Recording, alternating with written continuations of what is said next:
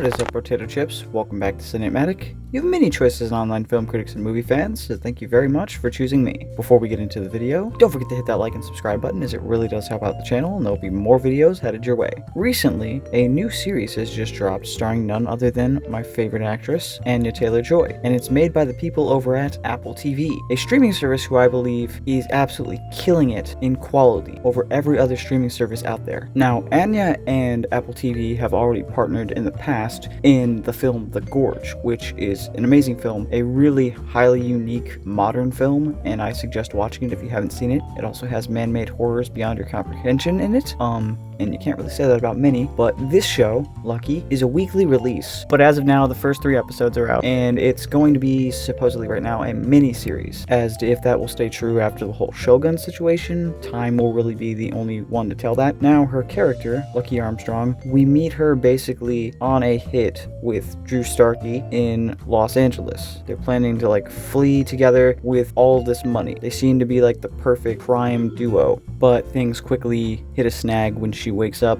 and it seems he has deserted her. What type of idiot deserts Anya Taylor-Joy? But as the story goes on, we learn more about her backstory, how her family is basically in jail. She keeps in contact with her father, and it seems like she's kinda on the rocks. She's caught up against her will in ways, but also she's kinda going along with it. She kinda reminds me of a Natasha Romanoff type character, but less intense. And let me tell you, this beautiful lady can act. The acting in this series from everyone is amazing, but just she slips into this role and takes up every scene, whether that's being manipulative, whether that's being genuine, whether that's internal struggle. She elevates it to its maximum potential. I really like the part where she was kind of playing Subway Surfers upon the trucks, the pilot. That was fun. And then at the very end of episode 1, we kind of get more details on how she moves. She gets kidnapped by the mother of Drew Starkey's character, because at this point in the story, we don't know if he's been kidnapped, if he just disappeared, and the mother doesn't believe that he just ran off on Lucky, so that doesn't really go well. So she's kidnapped, and she takes down the 2 guys in her car with a flare and a screwdriver, so she knows her way around things and how to get out of situations. I'm not sure if we'd call her a con artist, but she really knows how to get out of a tight spot. And whatever's going on with Drew Starkey's mom and Lucky's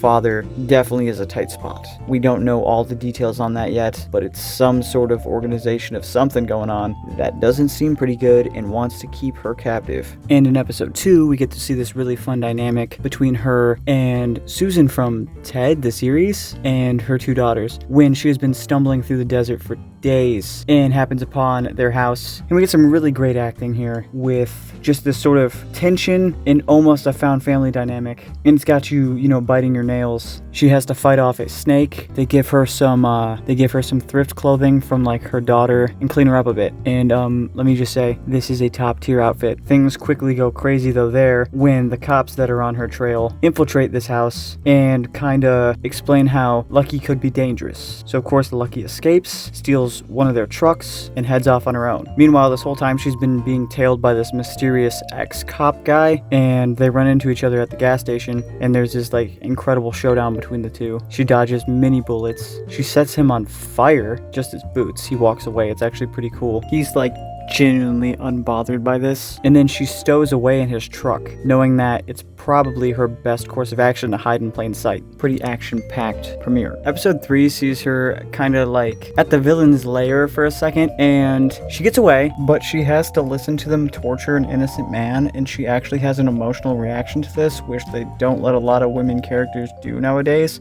So that was nice to see. After she gets away from there, she sort of utilizes her pickpocketing skill set at a high-end party in a rich neighborhood. She steals a very expensive dress and some money from the partygoers and is on her way. Meanwhile, the cop is still on her tail, but she still maintains that lead that proves just how good she is and ahead of the curve she is. By the end of the episode, she eventually tracks down Drew Starkey's character, who has been living it up in a beach house by himself, but Lucky tears apart his beach house, I think looking for the money, unless he was just trying to destroy everything, and it ends with them staring at each other. And that's all we have until episode 4. This is a really good original, and I'm rather interested to see where it heads. Since we're about halfway through this mini-series, I think this is a good place to stop until the rest of the show airs, but so far I'm really digging it. What are your guys' thoughts on Apple TV's Lucky? Make sure to let me know your thoughts and takes in the comments below, as I look forward to hearing them. Don't forget to hit that like and subscribe button, as it really does help out the channel. And as always, thank you very much for watching ciNATEmatic.